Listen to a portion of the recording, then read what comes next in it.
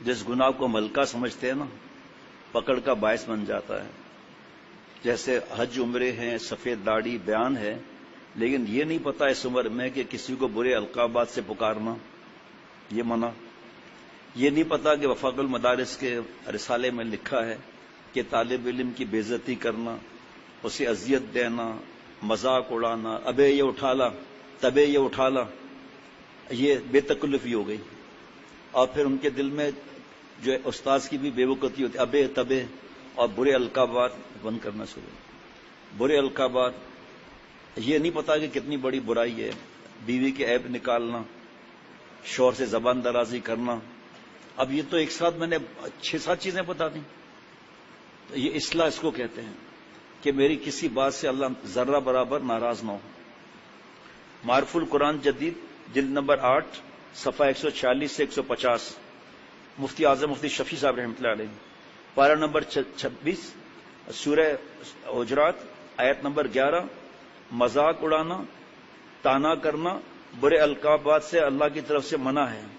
اے ایمان والوں، نہ تو مرد دوسرے مردوں کا مذاق اڑائیں، ہو سکتا ہے وہ جن کا مذاق اڑا رہے ہو خود ان سے بہتر ہوں، اور نہ دوسری عورتیں دوسری عورتوں کا مذاق اڑائیں، ہو سکتا ہے وہ جن کا مذاق اڑا رہی ہیں خود ان سے بہتر ہوں. اور تم ایک دوسرے کو طعنا نہ دیا کرو، نہ ایک دوسرے کو برے القاب سے پکارو. ایمان لانے کے بعد گناہ کا نام لگنا بہت بری بات ہے، اور جو لوگ ان باتوں سے باز نہ آئیں گے تو وہ ظالم لوگ ہیں. اور حدیث میں آگے ظلم قیامت کے دن اندھیرے سے ہوگا. جناب اللہ کا حکم ہے نا بھائی، جو نہیں مانے وہ بہت بڑا گناہ کر رہا ہے. ایک ہے اللہ کا حکم، یہ نہ کرو. کیا تم اس کو پسند کرتے ہو؟ یہ بھی سورہ حجرات میں. کیا تم اس کو پسند کرتے ہو کہ اپنے مردہ بھائی کا گوشت کھاؤ، یعنی غیبت؟ تو حکم دے رہے ہیں اللہ تعالیٰ، اتقوا اللہ، گناہ نہ کرو، اللہ سے ڈرو. جو حکم نہ مانے اس کے گناہ میں پھر کیا شک ہے؟ اس کی تفصیل بہت لمبی ہے. اب ہم کب سنیں گے، کب پڑھیں گے؟ اس سے اچھا بتا دیں کہ میں اپنے بیوی پر طنز کرتا ہوں، تانے دیتا ہوں، اور ڈرتی ہے مجھ سے کہ میں تھپڑ ماروں گا. میں اپنے بچوں کو منوس کہتا ہوں، دوسرے کے نام بگاڑتا ہوں. کیوں نہیں بتا دیں؟ اور گناہ میں ڈوبے ہوئے. آگے سننا ذرا، اس کی پہلے اس کا ترجمہ ہو گیا، اب تفسیر. مفتی اعظم مفتی شفیع صاحب رحمۃ اللہ علیہ، سورہ حجرات کے شروع میں آپ صلی اللہ علیہ وسلم حقوق اور آداب کا بیان آیا. پھر عام مسلمانوں کے باہمی حقوق اور آداب معاشرت کا بیان شروع ہوا. مذکورہ آیتوں میں اشخاص اور افراد کے باہمی حقوق اور آداب کا معاشرت کا ذکر ہے. ان میں پہلے 3 چیزوں کی ممانعت فرما دی گئی. اول، کسی مسلمان کا مذاق اڑانا، اس کو بے عزت کرنا. دوسرے، کسی پر طعنا زنی کرنا. تیسرے، کسی کو ایسے لقب سے ذکر کرنا جس سے اس کی توہین ہوتی ہو یا وہ اس سے برا مانتا ہو اس کو. اب بھائی وہ دوست نہیں آیا تھا تو کیا، کون دوست؟ ارے بھائی جو بہت موٹا ہے، چل نہیں سکتا، جس کی ناک ایسی ہے، یہ تمیز ہے کوئی ہے؟ ہمارے نام پر کوئی ایسا کہے تو. ایک کمار ہوتے ہیں نا، مٹی کے برتن بناتے ہیں، تو لوٹا بنا رہا تھا، تھوڑا ہاتھ ایسے ہوا تو لوٹا ٹیڑھا ہو گیا وہ مٹی کا. تو اس نے پھر اس کو آگ میں رکھتے ہیں وہ لال ہو جائے. بڑے دوست کو اٹھا دینا بھائی ذرا، آگے آپ کے دوست ہے نا بیٹھا. ہاں آپ لوگ مجھ سے زیادہ سوتے ہیں جناب. تو جب لال ہو گیا نا تو سرائی بنتی ہے نا بھائی، تو لال لوٹا ہو گیا تو باقی لوٹے ہنسنے لگے، ٹیڑھا ٹیڑھا ٹیڑھا. تو وہاں رومی رحمۃ اللہ علیہ ہمارے حضرت والا صاحب نے سنا کہ فرماتے ہیں میں جواب دیتا ہوں کہ بھائی آپ مجھ پر تھوڑی ہنس رہے ہو، جنہوں نے مجھے مینوفیکچر کیا ہے، جس نے مجھے بنایا کمبار، آپ اس پر ہنس رہے ہو، میرے پر تم نہیں ہنس رہے. آپ تو کوئی کالا ہے، گورا ہے، چھوٹے قد کا ہے، میری ماں بہن بہو بیٹیاں کئی ملکوں شہروں میں سنتی ہیں. سوچو ذرا، کسی کے رنگ کے بارے میں بولنا، قد کے بارے میں بولنا، لمبے قد کے بارے میں بولنا. رشتہ لینے جاتے ہیں اور پسند کر کے آخر میں کہتے ہیں کہ استخارہ کرنا ہے، اس میں کئی عرصہ لگا کر ان کو اذیت دیتے ہیں، یہ گناہ الگ. اس کے بعد کہتے ہیں استخارہ میں نہیں آیا، جھوٹ بولتے ہیں. پتا چلا کہ اس کا قد چھوٹا ہے، آپ کی میری بیٹی کا قد چھوٹا ہوتا تو. اس کے آواز میں لکنت ہے، تو لکنت نہ ہو تو پھر کیسے معاملات ہیں؟ اللہ کی طرف سے ہی ہے. ان کا مذاق اڑانا، طنز کرنا اور ان کی نقل کرنا، یہ اس کے دل کی حالت کیا ہوگی؟ دیکھو نا، برتن پر ہنس رہا ہے نا، برتن پہ تھوڑی ہنس رہا ہے، جس نے بنایا اس پر ہنس رہا ہے. ذرا اللہ نے شکل اچھی دے دی، اکڑ کے چل رہے ہیں. ایسے اشارہ کرتے میں یوں لڑکیوں کو پٹاتا ہوں. سورہ یوسف کی تفسیر میں دیکھ روح المعانی میں تیرے حسن کا شکر یہ ہے تو کہ تیرا حسن کسی گناہ میں مبتلا نہ ہو. یہ خوش ہوتا ہے کہ میں نے پھنسا. اب کیا بتاؤں کیسے تفصیل بیان ہو سکتی ہے بھائی صرف اس جملے پر؟ مذاق اڑانا، طنز کرنا، اس کو چلی گئی، اس کو کھانے کی تمیز نہیں ہے، بسکٹ کیسے کھائے، کھانا کیسے کھایا، لگتا ہے غیبت شروع ہو گئی. دوسرے ہنس بھی رہے، ہاں ہنس بھی رہی ہیں یا ہنس بھی رہے ہیں، ان کو پتہ ہی نہیں سب مل کر ایک ہی گناہ ہے. غیبت کرنا بھی حرام، سننا بھی حرام. کیوں سن رہے ہیں؟ اٹھ کے چلے جائیں وہاں سے جناب. اللہ اللہ، ایسے لقب سے ذکر کرنا جس سے اس کی توہین ہوتی ہو یا وہ اس سے برا مانتا ہو. مسلمان کے ساتھ تمسخر کرنا. امام قرطبی رحمۃ اللہ علیہ نے فرمایا کہ کسی شخص کی تحقیر اور توہین کے لیے اس کے کسی عیب کو اس طرح ذکر کرنا جس سے لوگ ہنسنے لگیں، اس کو مذاق تمسخر کہا جاتا ہے. اور شریعت نے مزاح کی اجازت دی ہے، مذاق کی اجازت نہیں دی. مزاح سے دوسرے کو تکلیف نہیں ہوگی، مذاق سے تکلیف ہوگی جو حرام ہے، مومن کو اذیت ہے. فیل ہو گیا، مذاق اڑا. کیوں؟ آپ نے ٹاپ کیا MBA میں بھائی، تو اس کو حقیر سمجھ رہے ہو نا. اور حقیر سمجھنا کتنا بڑا گناہ. دیکھیے اصلاح سے اس طرح دیکھتے جائے. جگہ جگہ میں رک رہا ہوں کہ اس کی تشریح کیسے بیان کروں، اس کی تشریح کیسے بیان کروں. تکبر پہ میرے پاس ہی 600-700 صفحات رکھے، کیسے بیان کروں. اس سے اچھا ہے آدمی تکبر کا سمجھے کیا ہے، اپنی اصلاح کرے. میرے اندر تکبر ہے، میں مذاق اڑاتا ہوں جناب. کسی کا فیل ہو گیا، کسی کا پروموشن نہیں ہوا، اکڑ آ گئی. اور جیسے زبان سے ہوتا ہے ایسے ہاتھ پاؤں وغیرہ سے اس کی نقل اتارنے یا اشارہ کرنے سے بھی ہوتا ہے. اور اس طرح بھی کہ اس کا کلام سن کر بطور تحقیر کی ہنسی اڑائی جائے. اور بعض بزرگوں نے فرمایا کسی شخص کے سامنے اس کا اسی طرح ذکر کرنا کہ اس سے لوگ ہنس پڑیں. یہ سب چیزیں بنص قرآن پاک سے حرام ہیں. حرام کی بات آ رہی ہے قرآن پاک میں، نص سے ثابت ہو رہا ہے، یعنی قرآن پاک کی وحی سے ثابت ہو رہا ہے جناب. اور اللہ تعالیٰ نے اس مذاق وغیرہ کی ممانعت کا قرآن کریم نے اتنا اہتمام فرمایا کہ اس میں مردوں کو الگ خطاب فرمایا، عورتوں کو الگ، تاکہ کوئی یہ نہیں سکے ہمارے لیے نہیں تھا. دونوں میں یہ ہدایت فرمائی. جو مرد کسی دوسرے مرد کے ساتھ استہزاء اور تمسخر، مذاق، تکلیف، اس کو کیا خبر ہے کہ شاید وہ اللہ کے نزدیک جس کا وہ مذاق اڑا رہا ہے ہم سے بہتر ہو. اسی طرح جو عورت کسی دوسری عورت کے ساتھ، دیکھو بھائی ایک خاتون ہے، طبیعت ناسازی، وزن بڑھ گیا، تو اس سے ہمدردی، محبت اور دعا کرنی چاہیے، طنز کرنا چاہیے یا اس کے لقمے گرنا چاہیے؟ میرے بھائی ہمارے بس میں نہیں ہے بیان کرنا، پہلے بتا دیتا ہوں. میں تو اللہ والے کا غلام ہوں. اللہ والے بھی ان مضمونوں پر بیان کر کے آخر میں کہتے ہیں ہم سے نہیں ہو سکا. اللہ تعالیٰ نے ہمیں دین کی توفیق دی بیان کرنے کی. مذاق اڑا رہے دوسری کا، ایسے بولنا ہی نہیں آتا، ایسے تمیز نہیں ہے بات کرنے کی. جو ہماری تعریف کرے ہمارا اپنا ہے، جو ہماری بات نہ سمجھے، مشکل پیدا کریں، اس کو کہتے ہیں نہیں بھائی اس کے اندر حسد ہے، جلن ہے، اس پر محنت نہیں کریں گے کیونکہ اس میں محنت زیادہ لگے گی. اس پر محنت کرنا ہی نہیں ہے. یہ اس نے زن رکھ کر ثواب پا کر اور اس کا بات کر رہے ہیں. خود تو محروم رہے نا دوسروں کو اذیت دینے سے. اب اس کا مطلب نہیں سمجھتے. شیخ نے کسی کو ڈانٹ دیا اور دیکھو شیخ نے ڈانٹ دیا، اب اس پر الگ بیان ہوگا کیا؟ اس پر 100 صفحات سے زیادہ کا بیان ہے. پھر کتاب عطیہ ملتی ہے، لے لیں. تکبر کی کتاب اگرچہ 500-600 صفحات ہیں، لیکن کچھ چند صفحات کی کتاب ملتی ہے 50 صفحات کی، اس میں پتہ چل جائے گا میرے تکبر ہے یا نہیں جناب. اسی طرح جو عورت کسی عورت کے ساتھ استہزاء اور تمسخر کرتی ہے تو اس کو کیا خبر کہ شاید وہی اللہ کے نزدیک اس سے بہتر ہو. حاصل آیت کا یہ ہے کہ اگر کسی شخص کے بدن یا صورت یا قد آ گیا نا، یا قد و قامت وغیرہ میں کوئی عیب نظر آوے تو کسی کو اس پر ہنسنے، مذاق کرنے کی جرات نہ کرنا چاہیے، کیونکہ اس سے معلوم نہیں کہ شاید وہ اپنے صدق اور اخلاص وغیرہ کے سبب اللہ کے نزدیک اس سے بہتر ہو کہ افضل ہو. ایک مرد یا عورت ہے، شکل اچھی نہیں ہے اور اس کی حالت خراب ہے اور کپڑے کے پیسے ہی نہیں ہے، پسینہ آ رہا ہے، اس کو حقیر سمجھا. لیکن دل جو ہے نا، ہم نے ظاہر کو دیکھا، اللہ ظاہر کو بھی دیکھتے ہیں، باطن کو بھی دیکھتے ہیں. ضرور ظاہر اس لیے وہ باطنا، ظاہری گناہ بھی چھوڑ دو، باطنی گناہ بھی چھوڑ دو جناب. سنیے ذرا، اس آیت کو سن کر سلف صالحین میرے پہلے کے بزرگوں نے کا حال یہ ہو گیا تھا کہ عمر بن شرجیل رحمۃ اللہ علیہ نے فرمایا کہ میں اگر کسی شخص کو بکری کے تھنوں سے منہ لگا کر دودھ پیتے دیکھوں اور اس پر مجھے ہنسی آ جائے تو میں ڈرتا ہوں کہ کہیں میں بھی ایسا ہی نہ ہو جاؤں.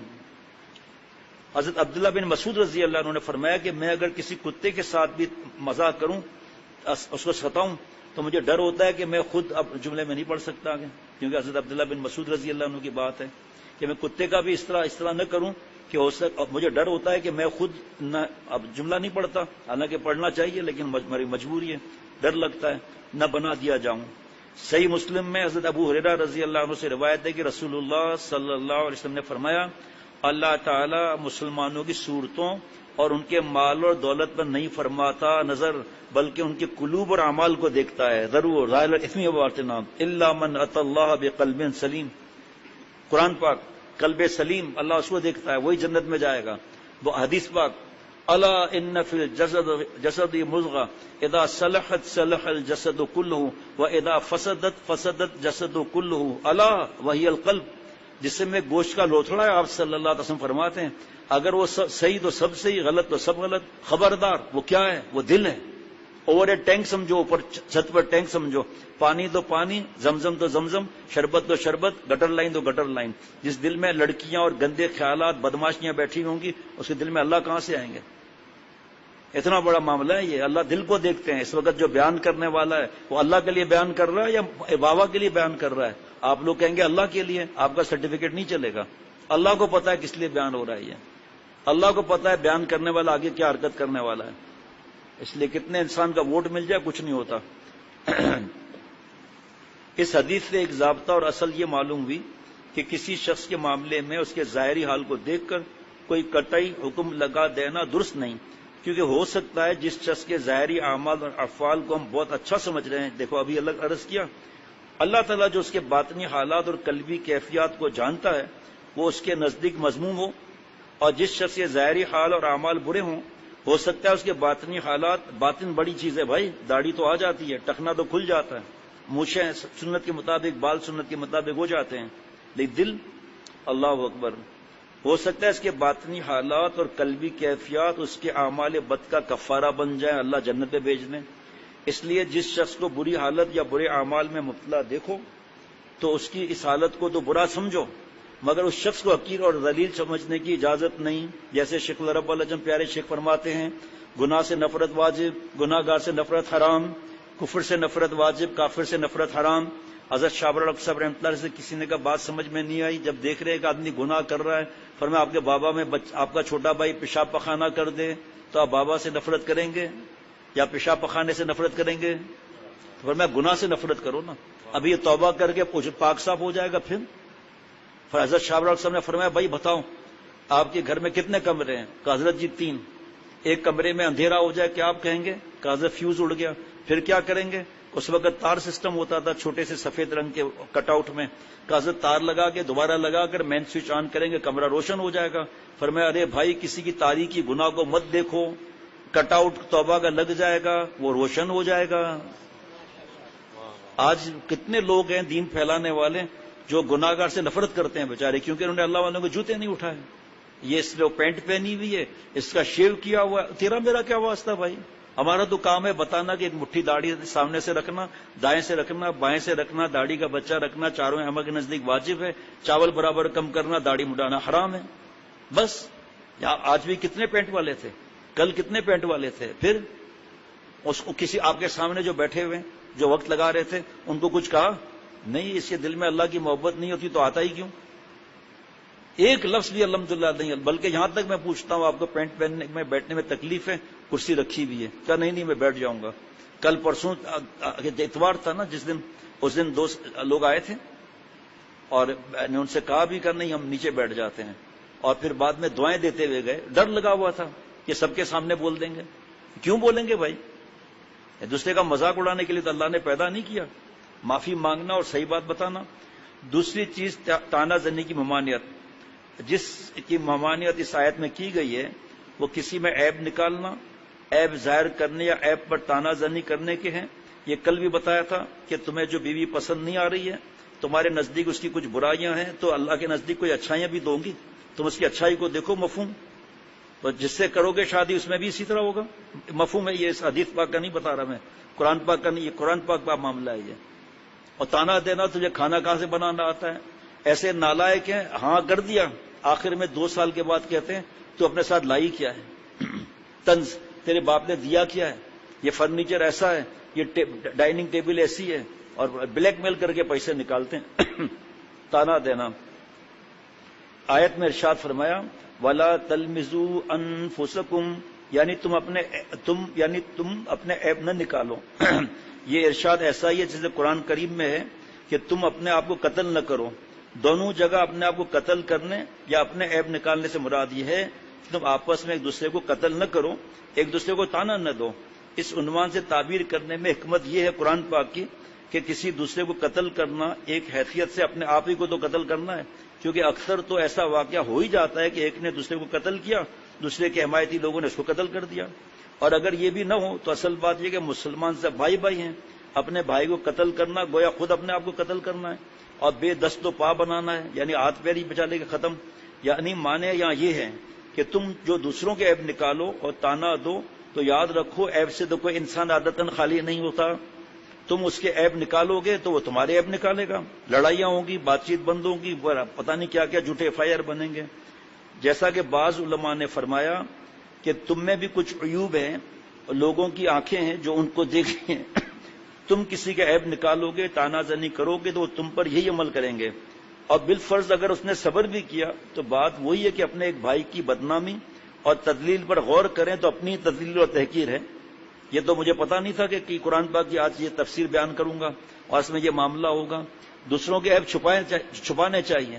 مرد اور عورتوں میں یہی بیماریاں ہیں، خاندان ہے، رشتہ داری ہے، پڑوس ہے، پارٹنر ہے، کوئی بھی بات ہے، خاندان میں ہم اور آپ کوئی بھی رہ رہے، فرشتے تو ہے نہیں، کسی کی کیا غلطی کسی کی کیا غلطی۔ اللہ تعالیٰ عیب پر پردہ ڈالتے ہیں، اور یہاں پردہ تو ڈالتے ہی نہیں، سب جگہ ذلیل کر دیتے ہیں۔ عزت اللہ کے ہاتھ میں۔ اور بھائی آپ کو کوئی مسئلہ ہوا، اپنے بڑوں کو بتایا، وہ جانے، آپ غیبت کر رہے ہو اور جگہ جگہ آپ بتا رہے ہو کہ اس نے یہ کیا، اس نے یہ کیا، اس نے وہ کیا، اس کی توبہ کا انتظار نہیں، اس نے توبہ نہیں کی ہوگی۔ اور بھائی ابا ہے وہ خود سمجھا دیں گے کہ بیٹا تیری نالائکی کی یہ خبر ملی ہے، اللہ ناراض ہوتے ہیں، یہ کرتے ہیں، احتیاط کرو۔ ایسا نہیں ہوتا، بابا تک اماں تک بات ہی نہیں آتی، اس سے پہلے ہی آپس میں غیبتیں، طنز، مذاق اڑانا۔ پھر وہاں دوسرا چمچا بیٹھا ہوتا ہے، وہ اور چمچا گیری کر کے پرانی بات بتائے گا، چمچی بیٹھی ہے تو چمچی اور پرانی بات بتا دے گی کہ ایسا ہوا تھا۔ ارے بھائی یارو یہ بتاؤ کہ حدیث پاک کے حساب سے عیب کھولنا ہے عیب چھپانا ہے؟ 2 دن سے مسلسل یہ بات کر رہا ہوں کہ اگر ہم کسی کے عیب کھولیں گے، آپ کو جس بات سے تکلیف پہنچی ہے اس کو چھپائے نہیں، آپ بتا دیں بڑے کو، دوسرے کو کیوں بتایا، دوسرے نے تیسرے کو کیوں بتایا؟ حقیر سمجھ رہے، اس لیے تکبر ہے، بڑائی ہے، دوسرے کو حقیر سمجھ رہے ہیں۔ جبکہ بار بار سنتے ہیں کہ بدکار عورتیں رابعہ بصریہ بن گئیں، شرابی زنا کے چیمپئن ولیوں کے سردار بن گئے۔ حضرت جگر مراد آبادی رحمۃ اللہ علیہ کا کبھی نہیں سنا آپ لوگوں نے واقعہ؟ جس نے حضرت جگر مراد آبادی رحمۃ اللہ علیہ کو شراب پیتے ہوئے دیکھا یا شرابی سن کر حقیر سمجھا، وہ مارا گیا اگر توبہ نہ کی۔ حضرت جگر مراد آبادی رحمۃ اللہ علیہ ولیوں کے سردار ہوئے۔ حضرت فضیل بن عیاض رحمۃ اللہ علیہ جو محدث نکلے، ڈاکوؤں کے سردار تھے، اللہ نے نہ صرف ان کو ولایت دی بلکہ محدث بنایا، بڑا حجت ہوتی تھی حدیث پاک۔ ان کے بیٹے محمد وہ بھی بڑے محدث نکلے۔ اور اڑاؤ مذاق حضرت فضیل رحمۃ اللہ علیہ کا۔ حضرت بشر حافی رحمۃ اللہ علیہ شراب پیتے تھے، شراب کے نشے میں اللہ نے ان کو جذب کیا، زمین پر کوئی ٹکڑا رکھا تھا کاغذ کا، اٹھایا تو اس میں اللہ کا نام لکھا ہوا تھا، پریشان ہو گئے شراب کے نشے حرام میں، اس کو ایسی طرح چوم لیا، پھر صاف کر کے تھوڑا سا عطر تھا وہ لگا کے اوپر رکھ دیا۔ خواب میں آواز سنی، اے بشر حافی تو نے میرے نام کو اتنی عزت دی، کل سے اللہ تیری عزت قیامت تک عطا فرمائیں گے۔ آج مشغلہ بنایا ہوا ہے، احساس نہیں ہے کہ وہی جب ہم چاہیں گے یا اللہ ہمارے عیب چھپا دیجئے تو ہم نے جس کے عیب یہاں ظاہر کیے ہوں گے وہاں پر اللہ تعالی ہمارے عیب ظاہر نہ کر دیں، اللہ معاف فرمائے۔ اور جہاں ہم نے دوسروں کے عیب کو چھپایا ہوگا تو اللہ تعالیٰ یہاں بھی وہاں بھی ہمارے عیب چھپائے گا۔ بھئی ایک آدمی ڈرگس یوز کر رہا ہے، شراب پی رہا ہے، گڑبڑ کر رہا ہے، لڑکیوں کے پیچھے ہے، لڑکے کے پیچھے ہے، کوئی خاتون، تو بھائی اس کے بابا کو بتا دو۔ باقی جگہ جگہ آپ کو پتا ہے یہ جو لڑکا جا رہا ہے نا یہ ڈرگ پیتا ہے، یہ شرس پیتا ہے، تیرا کیا واسطہ؟ دعا کی میرا بھائی، مسلمان بھائی ہے نا، دعا کی اس کے لیے، اے اللہ آپ کا احسان ہے کہ آپ نے مجھے چرس ہیروئن سے بچایا ہوا ہے، اللہ میرا بھائی ہے، اے اللہ اسے بچا دے، مجھے بھی ہدایت دے، اسے بھی ہدایت دے، مجھے بھی اللہ والا بنا، اس کو بھی اللہ والا بنا۔ شیطان کیسے کیسے کارنامے دکھاتا ہے۔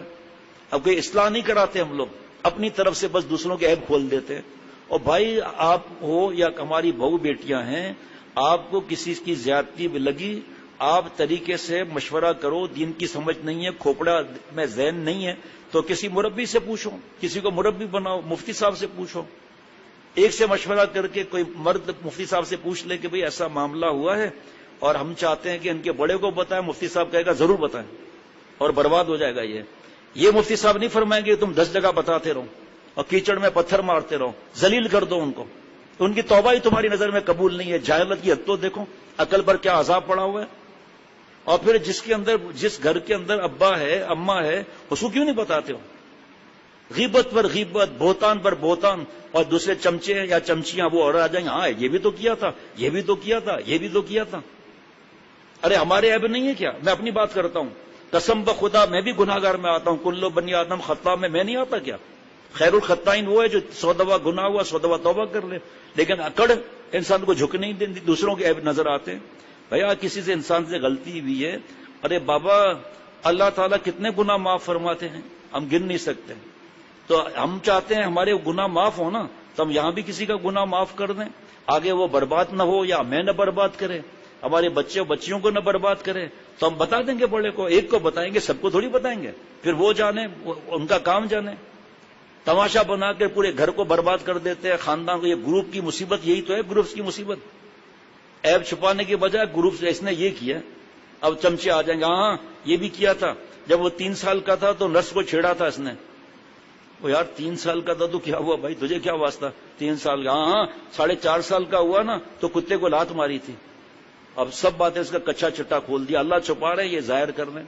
کتنے لوگ بدل گئے اللہ کے کرم سے، بیان ہونے لگے، حسد کے مارے کا، آپ کو پتا ہے ناچتا تھا، ڈرگس یوز کرتا تھا، 8 گھنٹے ٹن رہتا تھا، پتا ہے نا، یہ جناب 2 بچے بوائل کیے ہوئے صبح سویرے کھا لیتا تھا نہار منہ، ابے تھا نا، تو پھر اللہ پیارا بنا رہے ہیں، ان اکرمکم عند اللہ اتقاکم، عزت والا وقار والا وہ ہے جو گناہ نہیں کرتا، اور ہم دوسروں کو ایسا کر دیتے ہیں کہ اس کو گناہوں میں اور مزہ آتا ہے کہ جب ذلیل تو ہو ہی گئے اور ذلیل ہو جاؤں، کیا کرے گا آدمی؟ اصل میں سمجھ نہیں ہے نا، بس 2 بیانات ہو گئے، نماز پڑھ لی، تہجد پڑھ لیا، نصیحت کر لی، اب سمجھیے ہم جیسا کوئی اللہ والا ہی نہیں ہے۔ کون ایسا نالائق ہوگا جو گھر کے اندر کسی کو کمینہ پن کرنے کی اجازت دے گا؟ سوال ہی پیدا نہیں ہوتا۔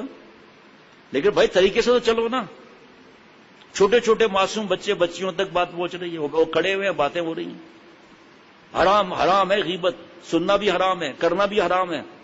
آدمی فوراً کہتے ہیں آپ میرے کانوں کو ناپاک مت کریں، یہ جملہ حضرت نے سکھایا ہے، بس آپ جانے، آپ کا کام جانے، بھائی آپ کے ساتھ جو مسئلہ ہے ہم دعا کرتے ہیں، ہمیں اتنا پتہ چل گیا، اب آپ یہ کیوں ہر وقت بات چیت کر کے راتیں برباد کر دیں؟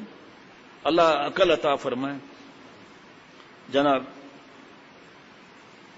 بالفرض اگر اس نے صبر بھی کیا تو بات تو وہی ہے کہ اپنے ایک بھائی کو بدنامی اور تذلیل پر غور کریں تو اپنی تذلیل اور تحقیر ہے۔ علماء نے فرمایا کہ انسان کی سعادت اور خوش نصیبی اس میں ہے کہ اپنے عیوب پر نظر رکھے، جیسے حضرت مجدد فرمایا اپنے جسم سے سانپ بچھو بندھے ہوئے ہیں، دوسروں کے اوکھی کو دیکھ کر پریشان ہو رہے ہیں۔ گھر گھر میں بھائیوں میں جھگڑے بھی تو یہی ہیں کہ صبر نہیں کر رہا ابا۔ حضرت یوسف علیہ السلام جب آئے تو حضرت یعقوب علیہ السلام سے نہیں یہ فرمایا کہ ابا اس بھائی نے سازش بنائی تھی، اس بھائی نے میرے کپڑے خون لگایا تھا، اس نے کنویں میں پھینکا تھا، اس بھائی نے منع کیا تھا، نہیں بیٹا کیا ہوا ابا، ہم بھائیوں میں شیطان نے گڑبڑی کرا دی تھی۔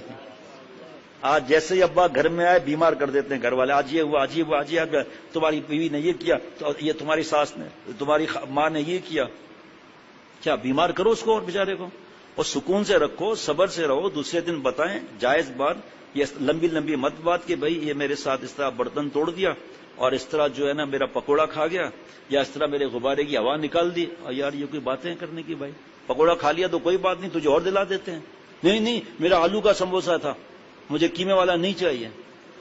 ہمارے پاس آتی ہے نا باتیں، دماغ چٹنی ہو جاتا ہے، اتنے لمبے لمبے خط، اپنی اصلاح کی ایک لائن بھی نہیں ہوتی، جو مولوی فرحان نے پرسوں بیان کیا تھا اثر کے بعد۔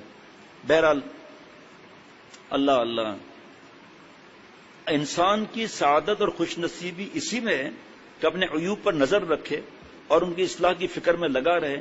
یہ مضمون کو ڈبل ایسے صحیح کرانا ہے، لکھ لیں صبح سویرے، اور جو ایسا کرے گا اس کو دوسروں کے عیب نکالنے اور بیان کرنے کی فرصت ہی نہ ملے گی۔ ہندوستان کے آخری مسلمان بادشاہ سفر نے خوب فرمایا، غور سے سننا بھائی، اس کے بعد آخری بات، نہ تھی حال کی جب ہمیں اپنی خبر یہ کتنے عرصے سے تلاش کیا تھا مجھے نہیں معلوم تھا، یہاں لکھا ہوا ہے، اس کو لکھنا ہے بھائی الگ میری ڈائری میں.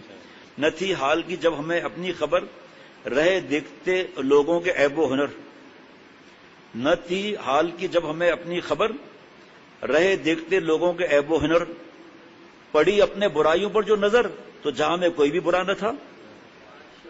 جب پڑی اپنے برائیوں پر جو نظر تو جہاں میں کوئی برا نہ رہا. نمبر 3 آخری بات آج کے مجلس کی، دوسرے کو برے لقب سے پکارنے کی ممانعت.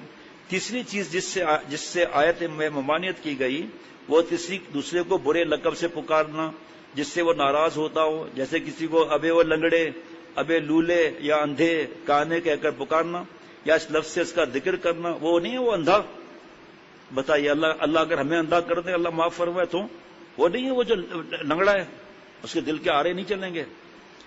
اس طرح جو نام کسی شخص کی تحقیر کے لیے استعمال کیا جائے اسی نام سے اس کو پکارنا یہ گناہ ہے. صحابی رضی اللہ عنہ نے فرمایا کہ یہ آیت ہمارے بارے میں نازل ہوئی کیونکہ جب رسول اللہ صلی اللہ علیہ وسلم مدینے میں شریف میں تشریف لائے تو ہم میں اکثر آدمی ایسے تھے جن کے 2 یا 3 نام مشہور تھے، اور ان میں سے بعض نام ایسے تھے جو لوگوں کو اس کو آڑ دلانے اور تحقیر اور توہین کے لیے مشہور کر دیے تھے. آپ کو یہ معلوم نہ تھا صلی اللہ علیہ وسلم کو کہ بعض اوقات وہی برا نام لے کر آپ اس کو خطاب کرتے کیونکہ دوسرے زبان کے لفظ تھے. تو صحابہ عرض کرتے کہ یا رسول اللہ وہ اس نام سے ناراض ہوتا ہے. اس پر آیت نازل ہوئی ہے. حضرت ابن عباس رضی اللہ عنہما نے فرمایا کہ اس آیت میں تنابزوا بالالقاب سے مراد یہ کہ کسی شخص نے کوئی گناہ یا برا عمل کیا ہو اور پھر اس سے تائب ہو گیا، دیکھو ابھی جو بیان کر رہا تھا اس پر نچوڑ آ گیا، توبہ کر لی، اس کے بعد اس کو اس برے عمل کے نام سے پکارنا، مثلا چور ہے، زانی ہے، شرابی ہے.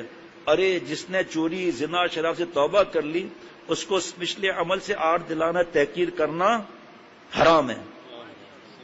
حدیث میں رسول اللہ صلی اللہ علیہ وسلم نے فرمایا جو شخص کسی مسلمان کو ایسے گناہ پر آڑ دلائے جس سے اس نے توبہ کر لی ہے تو اللہ نے اپنے ذمے لے لیا کہ اس کو اسی گناہ میں مبتلا کر کے دنیا اور آخرت میں رسوا کرے گا اللہ تعالیٰ.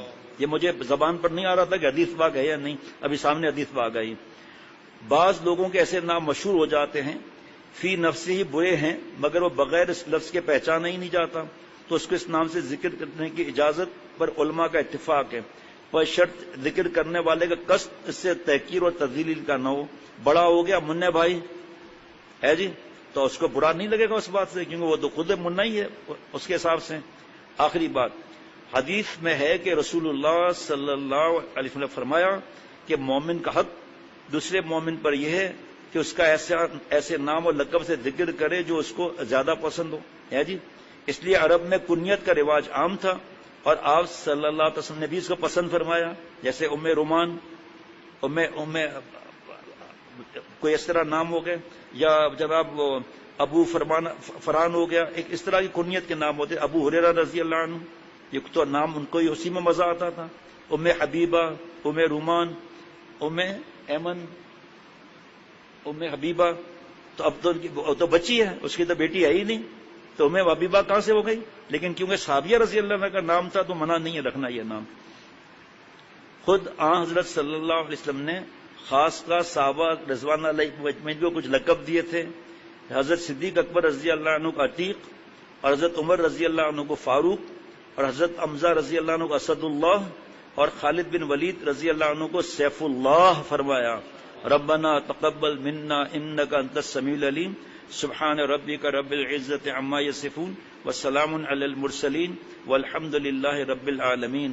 صلی اللہ علی النبی الامی وعلی آلہ واصحابہ وبارک وسلم. پرچے ہیں ختم ہو گئے.